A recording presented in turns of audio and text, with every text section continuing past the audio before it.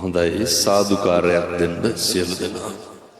නමෝ තස්ස භගවතු අරහතෝ සම්මා සම්බුද්දස්ස. නමෝ තස්ස භගවතු අරහතෝ සම්මා සම්බුද්දස්ස.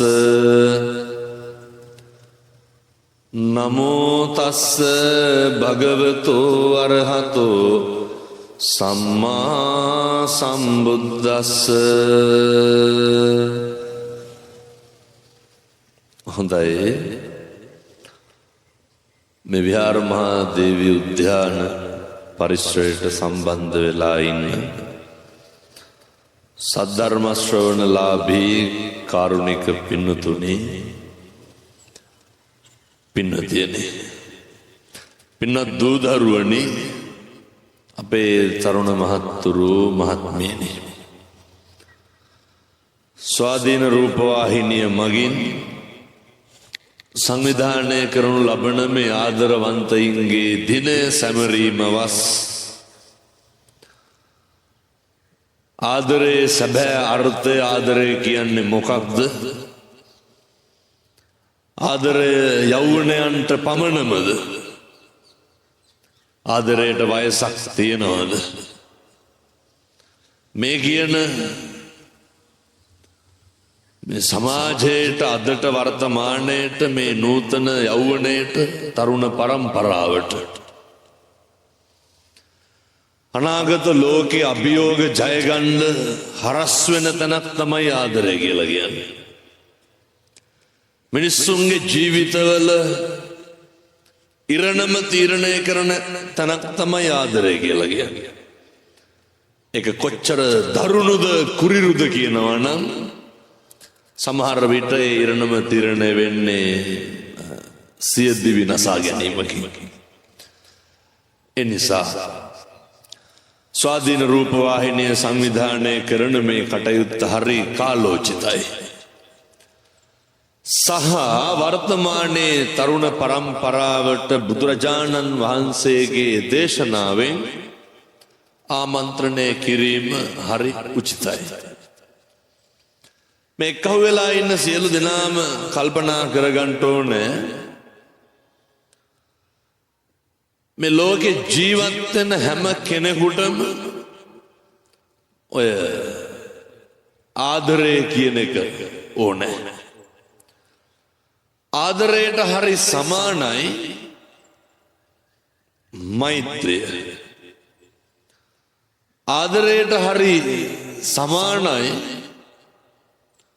ඔය මතක තියාගන්න ඕනේ මේ පටල ගන්නවා. වර්තමානයේ බොහෝ දෙනෙකුට ආදරයක් නෙමෙයි තියෙන්නේ, කැමැත්තක් තියෙන්නේ. ඔය කැමැත්තයි ආදරයයි පටල ගන්න එපා. කැමැත්තයි ආදරයයි පටල ගත්තාම මේ දෙක ලියා ගන්න බැරි වුණාම තමයි දැන් කොහොම බණ අහන ගමන් හදවතට තට්ටුවක් දාලා බලන්න ඕනේ මං තුල ඇති වෙලා තියෙන්නේ, මගේ සහකරුවා සහකාරිය තුල, මගේ පෙම්වතා පෙම්වතිය තුල කැමැත්තක්ද ආදරයක්ද? කැමැත්තක් ඇති වුණාම වෙන් වෙන්න බැරි හේතුව මොකක්ද? කැමැත්තක් ඇති වුණාම අර අපි කැමති කට්ටිය අපෙන් ඈත් වෙලා යනකොට ඒක දරා ගන්න බැරි වුණාම අපි ඕන තරම් දන්නා. දැන් අවුරුදු 3-4කට කලින් ඉඳන් මේ ප්‍රදේශයේ වටපිටාවෙත් අපි ඕන තරම් මහා අහන්නත් අප්‍රසන්න සිද්ධි දැක්කේ. බෙල්ල කපලා යනවා. එහෙනම් ජීවිතේ පුරුදු වෙන්න අර කැමැති වෙනවට වඩා ආදරය කරන්න පුරුදු වෙන්න. ආදරය කරන මිනිස්සු තුල කවදාවත් ඒක හරියට යශෝදරා වගේ. යශෝදරාගේ තිබ්බේ කැමැත්තක්ද ආදරයක්? යශෝදරාගේ තිබ්බේ ආදරයක්. යශෝදරා උත්තමාවිය ගිහිල්ලා බුදුහාමුදුරුවෝ හම්බෙනවා පිරිනිවන් පාන්න. බුදුරජාණන් වහන්සේගෙන් අවසර ගන්න යනකොට බුදුහාමුදුරුවෝ කියනවා පින්වත් යශෝදරාවෙනි මං ප්‍රාර්ථනා කරන්න මේ ලෝකෙ හම්බෙන්න ඕන ඔය සිද්ධාර්ථලා වගේ ඒ උත්තමයෝ වගේ බෝධිසත්වයන්ට යශෝදරාලා හම්බුනේ කෙසේද? මතක තියාගන්න ඕන යශෝදරාලා හම්බෙන්නේ කාටද? සිද්ධාර්ථලා වගේ උත්තමයන්ට විතරයි. සිද්ධාර්ථලා වගේ පිරිමි හම්බෙන්නේ කාටද? ඒ යශෝදරාලා වගේ උත්තමාවියන්ට විතරයි. සාමාන්‍ය උදවියට හම්බෙන්නේ නැහැ. ඒ රහත් තෙරණිය අවසර ගන්න හදනකොට පිරිනිවන් පාන්න බුදුරජාණන් වහන්සේ දේශනා කරනවා මහා සව්වෝ කල්ප ලක්ෂයක් පෙරම් පුරති. මහා ශ්‍රාවකයෝ කල්ප ලක්ෂයක් පෙරම් පුරනවලු. මොකේද? මහා ශ්‍රාවකයෙක් වෙන්න. මේ බලන්නකො මේ සංසාර ගමනේ නිවන් දකින්නත් හරි වැදගත් ඔය ආදරය කියන එක. අග්ග සව් දෙනම අසංකේය වූ කල්ප ලක්ෂයක් පෙරම් පුරනවලු. ඒ කියන්නේ අග්ග ශ්‍රාවකයෙක් වෙන්න අසංකේය වූ කල්ප ලක්ෂයක් පෙරම් පුරන්න ඕන. බුදුරජාණන් වහන්සේ දේශනා කරනවා පින්වත් යශෝදරාවෙනි ඔබ කොච්චර කාලයක් මේ සංසාරේ මගේ පාද පරිචාරිකාව විදියට ඉඳලා තියෙනවා? පින්වත් යශෝදරාවෙනි මුළු සංසාරෙම මගේ පාද පරිචාරිකාව නුඹ. දැන් ඒ ආදරය අපි කතා කරන එක ඔය ප්‍රේමවන්තයෙක් අතර ඇති වෙන සංවාදයම නෙමෙයි. ඒ ආදරේ කොච්චරක්ද කියනවනම් ඒ ආදරේ කන්තක ළඟ තිබ්බේ නැද්ද? කන්තක ගාව. ඒ ආදරේ චන්න ළඟ තිබ්බේ නැද්ද? මේ මුළු සංසාරෙම බුදුරජාණන් වහන්සේ දෙපැත්තේ දෙපස හිටපු සේරම ළඟ ඉඳලා නැද්ද? මුළු සංසාරෙම ළඟ ඉඳලා තියෙන්නේ. මුළු සංසාරෙම හැවණැල්ල වාගේ ඉඳලා තියෙන්නේ. අවසාන රාත්‍රියේ අභිනිෂ්ක්‍රමණය කරනකොට ඔය අහලා කියවලත් ඇති. බෝධිසත්වයෝ කියනව නේද චන්න ඇමතිට මොනාශ්‍රයාද ලෑස්ති කරගන්න කියන්නේ. මේ කියනවා මේ කන්තක සූදානම් කරන්න. මොකද ඒ කන්තක විතරක්.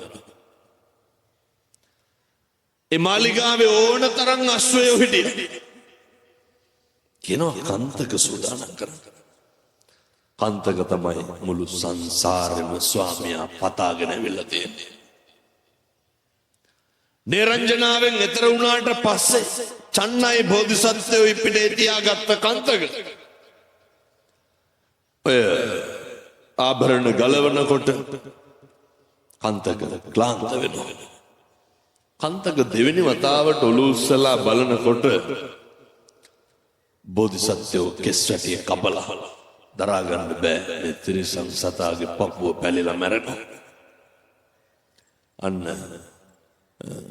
මුළු සංසාරෙම ස්වාමියා කොට තකාගෙන පතාගෙන ආපු ගමන. යශෝදරා උත්තමාවී එන මොකුත් ඕනේ පුළුවන් නම් මේ විදිහට ජීවිතේ හැඩගස්ව ගන්න බලන්න. ජීවත් වෙන්න බලන්න. බෝධිසත්වයන්ට බුද්ධත්වයේ ලබා ගන්න මේ මහත් සංසාරේ පාරමිතා පුරන්න බිරිඳක් විදිහට ආධ්‍යාත්මික ශක්තිය දුන්නේ කවුද? යශෝදරා උත්තමාවී. ඔය දරුවෝ දන් දෙනකොටත් ඉවසලා දරාගත්තේ කවුද? නිකමට අම්මගෙන් අහන්නකො අම්මේ තාත්තා පතනවද කියලා මුළු සංසාරෙම හම්බයන් කියලා. නිකන් අහන්න. තාත්තගෙන් අහන්නකො තාත්තේ අම්මව ප්‍රාර්ථනා කරනවද නිවන් දකින්නකම්ම කියලා. අම්මා කී ගමනක් කියලා තියෙනවද මේ ඔයාලා හින්දා හිටියේ කියලා. කියන්නේ ඕන තරම් කියනවා. ඔය මොන පාද පරිචාරිකාවද සංසාරේ මේ අර පෙම්වතුන් පෙම්වතියන් විදිහට ගෙවන මේ කාල සීමාව තුල බෝධිසත්වයෝ යශෝදරාව එදා ඉඳන්ම කටයුතු කරේ අනෙකගේ භෞතිකයට එහෙම නෙමෙයි ප්‍රාර්ථනා කරේ අනිකගේ ලෝකෝත්තර සුවය අනෙකගේ දියුණුව පුදුම විදිහේ මුදිතාවකින් අනෙක දිහා බැලුවා කිසිම ඉරිසියාවක් තිබෙන්නේ නැහැ. ඒ ආදරය තුල තිබ්බේ අනෙකගේ සුවය අනෙකගේ කැමැත්ත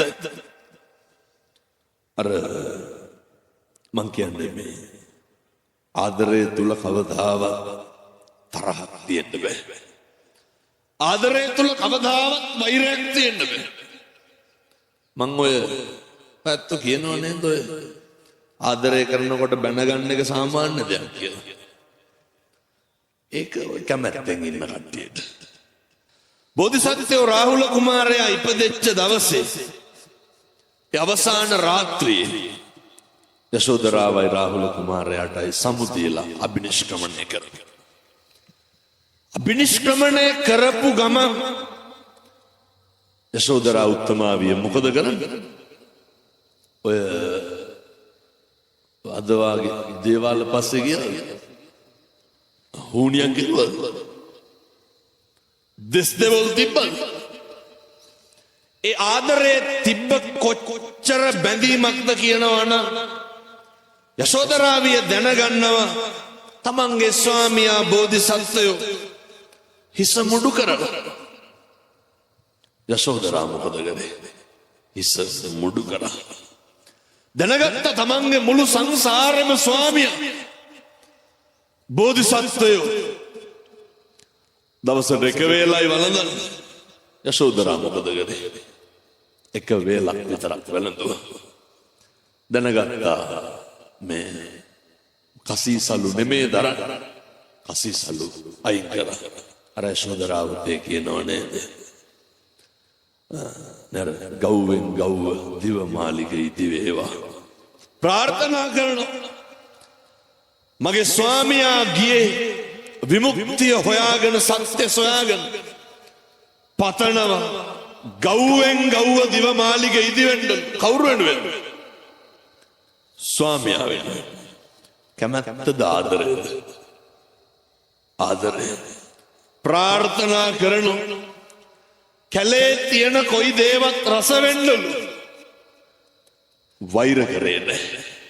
දරුවා දාලා ගියා කියලා නින්දා කරා නැහැ. ප්‍රාර්ථනා කරනවා අවු රැස්වක්වත් එන්න එපාලු. පුළුවන් නම් ආදරය කරන්න පුරුදු වෙන්න. කාට හරි කියන්න පුළුවන් එච්චර ආදරයක් තිබ්බ යශෝදරා උත්තමාවියට බෝධිසත්ව අසාධාරණයක් කරා නෑ. බුද්ධත්වයේ ලබාගෙන කිමුල්ලත් නුවරට වැඩියට පස්සේ දහම් පාසල් යනකොට මං හිතන්නේ අහලා ඇති. ඒවත් දැන් අරගෙන ජීවත් වෙන්න. සුද්ධෝදන රජුරු දුවගෙන ඇවිල්ලා කියනවා ඔය මාලිගාවට දානෙට වඩින්න. මාලිගාවට දානෙට එන්න. දන් වළඳලා අවසානයේ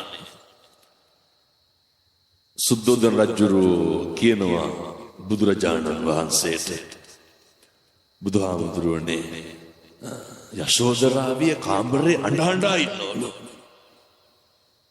බුදුහාමුදුරුවෝද යශෝදරාගේ කුටියට වැඩියේ යශෝදරාද බුදුහාමුදුරුවෝ ළඟට ආවේ.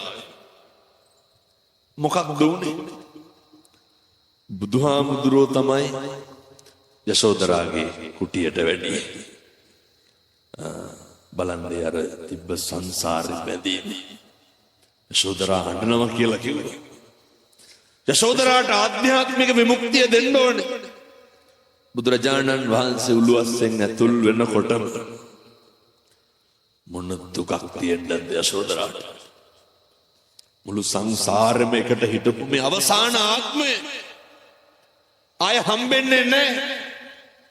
ඉස්සරහට පැනලා වෙනතුරු කියනවා මස් ගොබ මිරික ඇඬුවලු. නිකන් නෙමෙයි. අර සමහර විට අත්දැකීම ඇත්තන්ට ඇති. දුක වැඩි වුණාම මොකද කරන්නේ? ආදරණීයන් ළඟ ඉන්නකොට යශෝදරා උත්තමාවේ මස් ගොබ කකුල් දෙක තදින් අල්ලගෙන ඇඬුවලු. කවදාවත් වෛරයක් තිබ්බද? කවදාවත් දුකක් කනගාටුවක් ඇති වුණාට තරහක් හිතුණා? ඔය ඇයි අපිට හොම ආදරය කරන්න බැරි? අද ඉඳන් පුරුදු වෙන්න කැමති වෙන්න ඕනේ. ඒ වුණාට කැමැත්තට වඩා එහා ගිය මහා හරි වටිනා දෙයක් ආදරය කියලා කියන්නේ. මම ඉගෙන ගන්න කාලේ විශ්වවිද්‍යාලේ කාලේ වුණ තරම් දැකලා තියෙනවා. මොකක් හරි පොදු ටීම් වර්ක් එකක් එහෙම කරනකොට සමහර ගෑනු ළමයි එන්නේ නැහැ. අපි අහලා බලනවා ඇයි ආවෙ නැති දරකට අපරාධ ලකුණු හම්බෙනවා කියන්නේ නැහැ. හොයලා බලනකොට යාළු වෙලා ඉන්න කොල්ලා එන්න දීලා නැහැ. මොකක් හරි නාට්‍යයක් බලන්න යනකොට වලේ එන්නේ නැහැ කියලා අහනකොට යාළු වෙලා ඉන්න කොල්ලා යන්න දීලා නැහැ. ඕක කොල්ලොන්ටත් තියෙනවා. මේ ඇවිල්ලා පොදු වැඩ කටයුත්තක් කරනකොට මේ යන්න ඕනේ කියලා යනවා.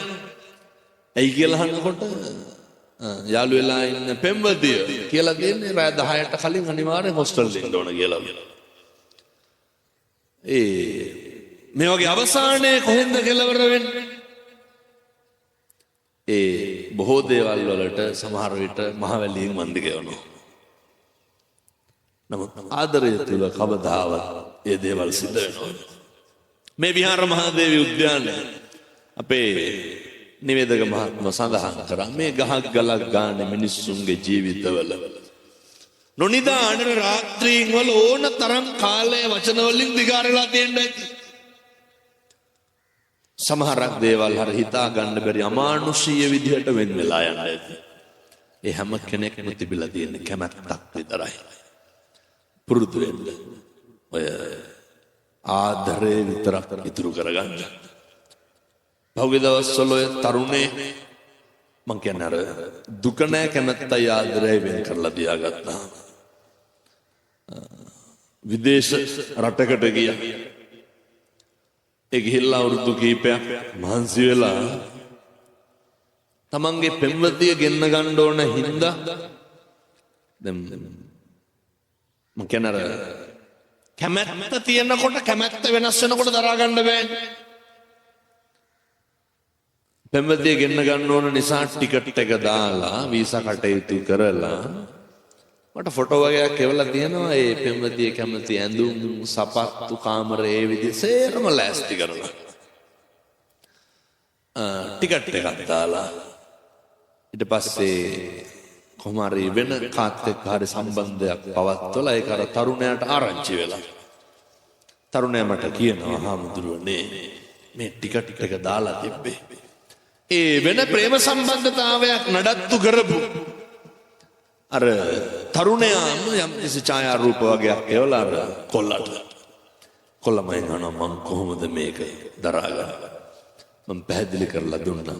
ඒ තරුණිය තුල ඔයාට තිබිලා තියෙන්නේ කැමැත්තක් විතරයි. ආදරයක් තිබිලා නැහැ.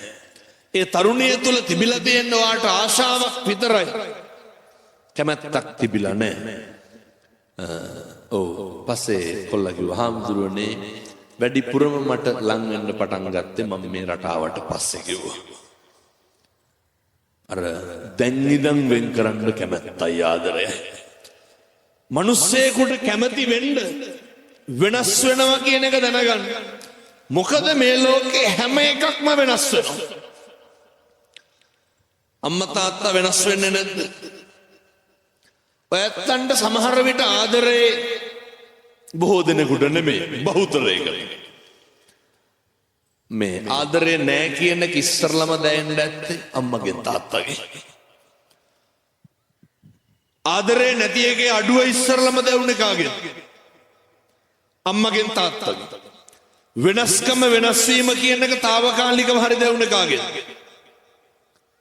අම්මගෙන් තාත්තගෙන්. ඊට පස්සේ අපිට දැනෙන්න පටන් ගන්නවා අපේ සහෝදරයන්ගෙන්, අපේ සහෝදරියන්ගෙන්. ඊට පස්සේ අපිට දැනෙන්න පටන් ගන්නවා වෙනස් වීම කියන එක.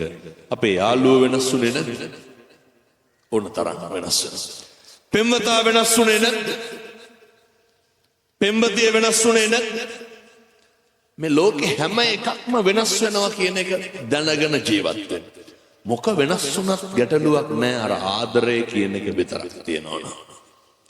කැමැත්ත විතරක් තිබ්බා මේ වෙනස් වීම දරා ගන්න අපිට හරි අමාරුයි.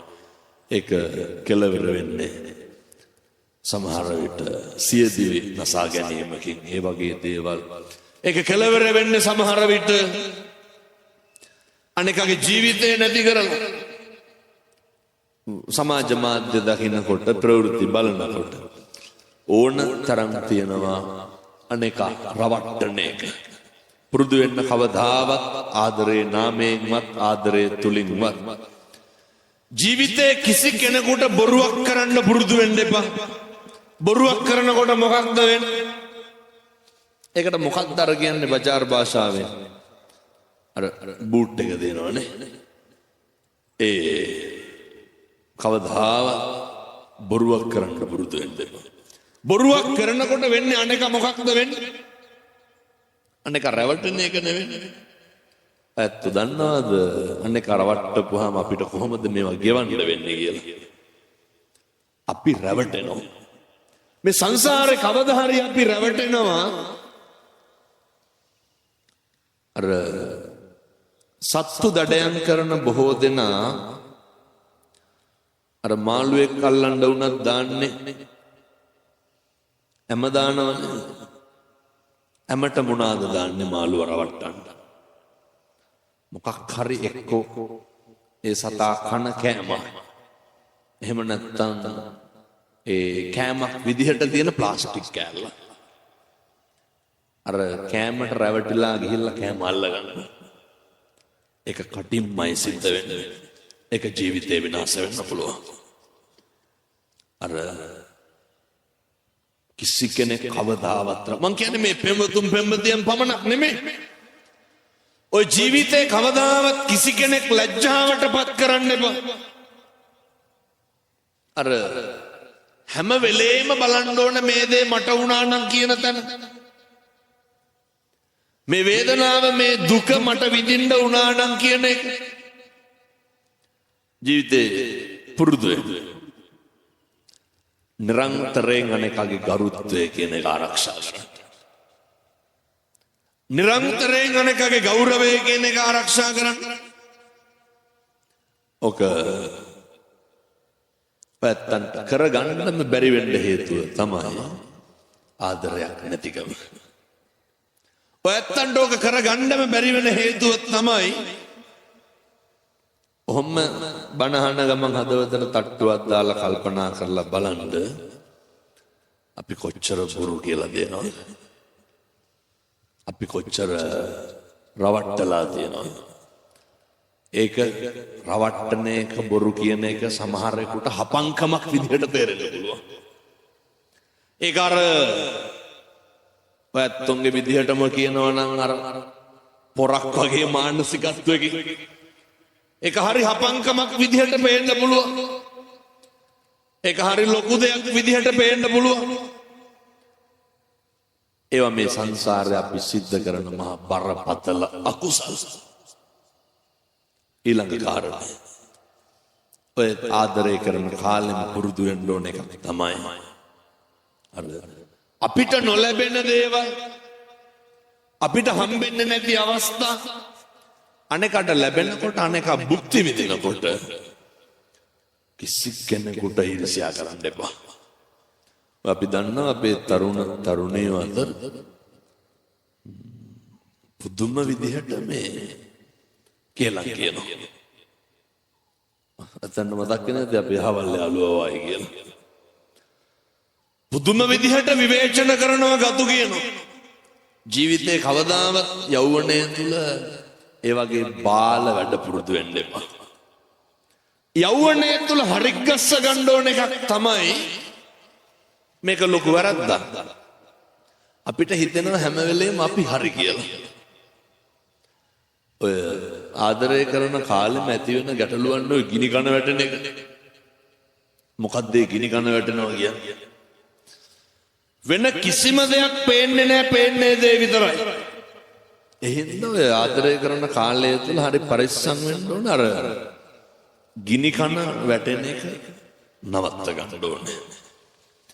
මම දේශනා කර හිටියේ අනෙකට ගරු කරන එක. වචනයෙන් ක්‍රියාවෙන් පවා අනෙකගේ ආත්ම ගෞරවය ආරක්ෂා කරන්න ඕනේ. අනෙකගේ ආත්ම ගෞරවය සහ අනෙකගේ පැවැත්ම ගැන හිතන්න පුළුවන් වෙන්නේ ඒ පිරිමියාට හොඳ පෞරුෂයක් තියෙන්න ඕනේ. ඔය මම මේ තරුණයන්ට කියන්නේ අපේ කොල්ලොන්ට අර හයිබ්‍රිඩ් විදිහට ජීවත් වෙන්න එපා. ඒ කියන්නේ අර දෙමුහුම් විදිහට ඉන්න එපා. හොඳ පිරිමියෙක් විදිහට ඉන්න. ඒ පිරිමියා තුළ හොඳ අභිමානයක්, හොඳ පෞරුෂයක් තියෙන්න ඕන. පිරිමියෙක් වෙන්න හොඳ ක්වොලිටි එකක් මේන්ටේන් කරන්න. කොල්ලෙක් වෙන්න හොඳ පෞරුෂයක් නඩත්තු කරන්න. ඒ පෞරුෂය තුළ තියෙන්න ඕනේ ඒ පෞරුෂය තුළ තියෙන්න ඕන දරුවනේ පින්නතුනේ සීල සම්පන්න භාවයේ තියෙන්න ඕන. ඒ පෞරුෂය තුළ තියෙන්න ඕනේ හොඳ ඉවසීම කියන එක. මේක මේ තරුණයන්ට හොඳ අවස්ථාවක් පෙම්වතා සිලෙක්ට් කරගන්න ඕනේ. හැම වෙලේම කුණුහරුප කියනවනම් මොකද කරන්න ඕනේ? පෞරුෂයක් නැති මිනිස්සු අයින් කරලා දාන්න. හැම වෙලේම කුලප්පු වෙනවනම් ක්වොලිටි එකක් නැති කොල්ලෙක්. ඉවසීමක් නැති. අර අපේ අම්මා තාත්තා විඳින දුක තමයි අපිට කවදා හරි විඳින්න වෙන්නේ. එහෙම නෙමෙයි.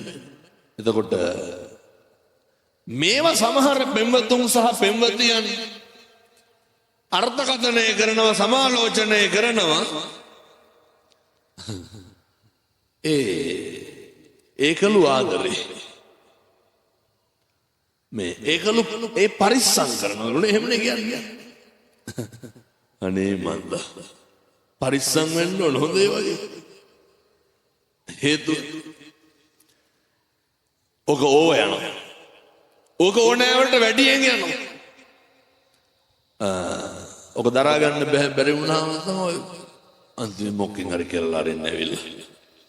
එනිසා අපේ තරුණ දුවල පුතාලා සියලු දෙනා මම මේ මුළු ලෝකෙම ඉන්න පෙම්වතුන්ට පෙම්වතියන්ට කියන්නේ විවාහයට පෙර හිතන්න ඕනේ කරුණු කාරණා කීපයක් තියෙනවා.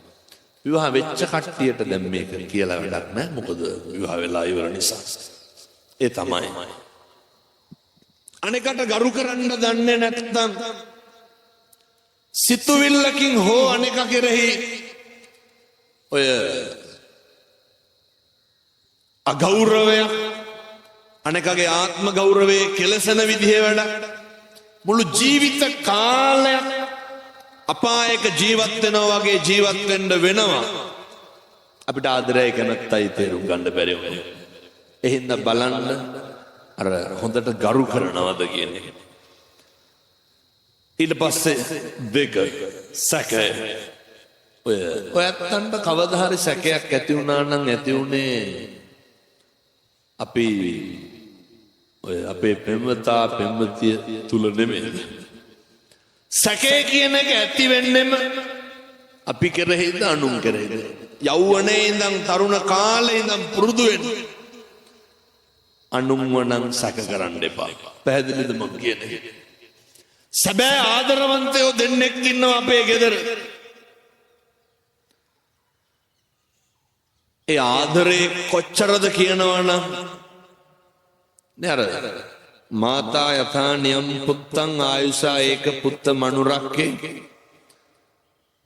බලාපොරොත්තු රහිත මේ ලෝකේ ආදරය කරේ කවුද? අම්මා. ඒ ආදරේ කොච්චරනම් උත්තරීතරද පිරිසිදුද කියනවා නම් ඒ ආදරේ නාමයෙන් ඒ සෙනෙහසේ නාමයෙන් තමයි ඔය අම්මගේ ලේ කිරි උනේ වෙන මොකෙන්ද? ඒ නිසා අපේ ජීවිතේ විවාහය කියන එක තුල තියෙන්න ඕනේ හොඳ තෝරා ගැනීම. ඒ තෝරා ගැනීම ඇතුලේ දෙගොල්ල තුලම තියෙන්න ඕනේ. අපි මොන විදිහට බණ කිව්වා සමහර කර්මකාරෝ හේතු වෙනවා පින්නතුනේ ඇවිල්ලා. සංසාරගත වෛරක්කාරයෝ, සංසාරගත තරහකාරයෝ වෛර පිරිමහන්නේ කොහොමද? එක පෙම්වතා විදියට එන්න පුළුවන්. අපි ඕන තරම් දන්නවා පෙම්වතා විසින් පෙම්වතිය මරලා තියෙනවා, පෙම්වතිය විසින් පෙම්වතා මරලා තියෙනවා. අම්මා තාත්තා මරලා තියෙනවා, තාත්තා අම්මා මරලා තියෙනවා. දෙමව්පියෝ දරුවෝ මරලා තියෙනවා, දරුවෝ දෙමව්පියෝ මරලා තියෙනවා. සංසාරගත වෛරක්කාරයෝ සමහර විට අපි හිතන්නේවත් නැති විදිහට අපේ පිටිපස්සෙන් එන්න පුළුවන්. එනිසා අර මහා මංගල සූත්‍ර දේශනාව ඇතුළේ බුදුරජාණන් වහන්සේ දේශනා කරලා දෙනවා. ගාරවෝච නිවාතෝච නිහතමානීකම ගරු කිරීම විනයෝච සුසිංකිතෝ. ශිල්ප ශාස්ත්‍ර හැදෑරීමත් සමග ඇතිවෙන විනයවත් භාවය තිබ්බහම තමයි අර සම්පූර්ණ මනුස්සයෙක් වෙන්නේ. විනය සදාචාරය හික්මීම මනුස්සකම ශ්‍රේෂ්ඨත්වය කියන එක හැම වෙලේම පුළුවන් වෙන්න ඕන. අනෙකගේ දුක කියන එක අඳුරන සහකාරයෙක් සහකාරියක් ඉන්න ඕන. අනෙකගේ වේදනාව අඳුරන සහකාරයෙක් සහකාරියක් ඉන්න ඕන. අනෙකගේ කඳුල අනෙකගේ බඩගින්න. දුක වේදනාව කඳුල බඩගින්න මේ කියන කාරණාවලදී ඕනෑම තත්වයක් තුලදී උණු වෙන පිරිමියෙක් වෙන්න බලන්න. උණු වෙන ගැහැණියෙක් වෙන්න බලන්න. ඔය සමහරට විවාහ වෙනකන් හොයාගන්න බෑ මේ මිනිස්සයා කොහොම කෙනෙක්ද කියලා. අධිෂ්ඨානශීලී වෙන්න.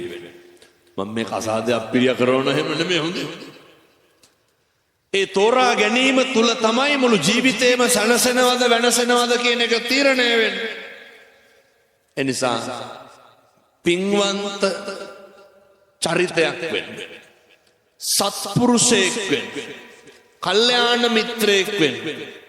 අර මල් වලට එක්කහුව වෙන්නේ බමරු. නිලමැස්සු පහටද යන්නේ අසූචි ගොඩවල් වලට. එනිසා මල් වලට මල් තමා එක්කහුව වෙන්න ඕනේ. අර ගහට පොත්තට ගහ වගේ නෙමෙයි. ඒක කොයි වෙලේ හරි වෙන් වෙන්න පුළුවන්. මල්ලට සුවඳට මල වගේ ජීවිතේ ගෙවන්න පුළුවන් ඉතුරු ටික කෙනෙක් හොයාගන්න ඕනේ. මම ආශිර්වාද කරනවා මේ ආදරවන්තයින්ගේ දිනය තුල හිතේ ඉන්න බලාපොරොත්තුවෙන් ඉන්න ඕනෑම සහකාරයෙක් ඕනෑම සහකාරියක්. මම මේ කියපු එකදු කාරණයකටවත් පුතේ ජාතියකට කොටු වෙනවද? මේ එකදු කාරණයක්වත් ආගමකට කොටු වෙනවද? නැහැ. ආදරය කියන එක මේ ලෝකේ සෑම සත්වයකටම සතා සිව්පා වගේ ඉඳන් ජාති ආගම් ભેදයකින් තොරව සෑම මිනිස්සෙක් කෙරෙහිම පතුරවන්න මේ ආදරවන්තයින්ගේ දිනය අර්ථවත් කරගන්න ඕන. මේක මම යෝජනා කරනවා පෙම්වතුන්ට පෙම්වතියන්ට පමණක් නෙමෙයි සෑම ජාතියකම කෙනෙකුට ආදරය කරන්න. අපේ රටේ තියෙන අභාග්‍යයක් තමයි එක එක රාමු තියෙනවා, එක එක කෝණ තියෙනවා. ඒ රාමුව කඩලා දාන්න ඕනේ. කෝණයෙන් බැලුවොත් එහෙම පේන්නේ මේ බලන විදිහමයි. සිංහලද දෙමළද මුස්ලිම්ද කියන එක නෙමෙයි. අර අපි කැමති විදිහටම අනෙකත් කැමති, අපි අකමැති විදිහටම අනෙකත් අකමැති කියලා හිතන්න ප්‍රබුද්ධ මානසික මට්ටමක් සකස් කරගන්න ජීවිතේ උත්සාහ කරන්න. සියලු සත්වයෝ සුවපත් වේවා, සියලු සත්වයෝ නිදුක් වේවා, සියලු සත්වයෝ නිරෝගී වේවා. කිසිවෙක් කිසිවෙකුට වෛර නොකරේවා, කිසිවෙක් කිසිවෙකුට නින්දා නොකරේවා, කිසිවෙක් කිසිවෙකුට අවමන් නොකරේවා. සියලු සත්වයෝ දුකින් මිදෙත්වා මේ ප්‍රාර්ථනාව හදවතේ තියාගෙන උදේ හවස මෙනෙහි කරන්න පුළුවන් ශිෂ්ට සම්පන්න පුරවැසියෙක් බවට පත්වෙන්න ඒ සඳහා අවශ්‍ය ශක්තිය සියලු දෙනාටම තුන්රංගේ ආශිර්වාදයෙන් ලැබේවා සාදු කියලා ප්‍රාර්ථනා කරන්න. කාලෙකින් ලැබුණු මිනිසත් භවය තුල චිරත්කල් මේ ශ්‍රී ලංකා දීපය තුල සෑම සත්වයකටම මෛත්‍රී සහගත සිතුවිල්ලෙන් කටයුතු කරන්න අවශ්‍ය ධෛර්යය ශක්තිය ලැබේවා. ඒ වගේම මේ ආදරවන්තයින්ගේ දිනය ලංකාවේ හරි කනගාටුදායක කාරණයක් තමයි ආදරය කියන එක සමහරක් දරුවෝ සමහරක් තරුණ තරුණියෝ මේ දවසම වෙන් කරගෙන ඉන්නවා. ඒ තමන්ගේ හිතේ තියෙන අර පහත් කාමාදී රාගාදී ඒ කෙලෙස් ඉස්මතු කරගන්න කවදාවත් පුතේ වට ඉස්මතු වෙන්න දෙන්න එපා. ආදරය කියලා කියන්නේ මහා උත්තරීතර හැඟීමක්. කවදාවත් ආදරය තුල හිමිවීම බලාපොරොත්තු වෙන්න එපා. කවදාවත් ආදරය තුල අර මගේම කියන එකක් ඔළුවේ තියාගෙන ඉන්න එපා. ආදරය තුල ලොකු ගෞරවයක් තියෙන්න ඕනේ. ආදරය තුල ලොකු මෛත්‍රියක් තියෙන්න ඕනේ. ආදරය තුල ලොකු කරුණාවක් තියෙන්න ඕනේ. ඒ නිසා මේ දේශනා කරපු විදිහට ජීවිතේ සකස් කරගන්න අවශ්‍ය ධෛර්යය සියලු දෙනාට තුන්රංගේ ආශිර්වාදයෙන් ලැබේවා සාදු කියලා ප්‍රාර්ථනා කරන්න.